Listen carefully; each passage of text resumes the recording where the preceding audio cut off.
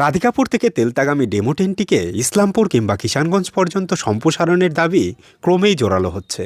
উত্তর দিনাজপুর তথা সীমাঞ্চলবাসীর দাবি, এই ট্রেনটিকে যদি আলোয়াবাড়ি রোড জংশন পর্যন্ত চালানো হয় তবে ডালখোলা, কানকি, কিষানগঞ্জ, পাঞ্জিপাড়া সহ ইসলামপুর এলাকার সাধারণ মানুষ বিশেষভাবে উপকৃত হবেন। বর্তমানে এই ট্রেনটি তেলতা পর্যন্ত চলায় যাত্রীদের যাতায়াতের ক্ষেত্রে চরম ভোগান্তির শিকার হতে হয়। ট্রেনটি সম্প্রসারিত হলে ইসলামপুর সাব ডিভিশনের বাসিন্দারা দুপুরের দিকে জেলা সদর শহর রায়গঞ্জে যাতায়াতের ক্ষেত্রে এক নতুন দিগন্ত খুঁজে পাবেন। বিশেষ করে তেলতা স্টেশনে নামার পর ডালখোলার দিকে আসার জন্য যাত্রীদের যে হয়রানির শিকার হতে হয় তা থেকে তারা অনেকটাই মুক্তি পাবেন।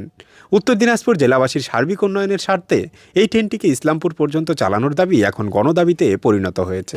রাধিকাপুর থেকে যে তেলতাগামী ডেমো ট্রেনটি রয়েছে সেটিকে সাধারণ মানুষ অনুরোধ জানাচ্ছে যদি কিষানগঞ্জ বা আলোয়াবাড়ি পর্যন্ত এক্সটেন্ড করা হয় তাহলে আরও বেশি সংখ্যক মানুষ উপকৃত হতে পারেন।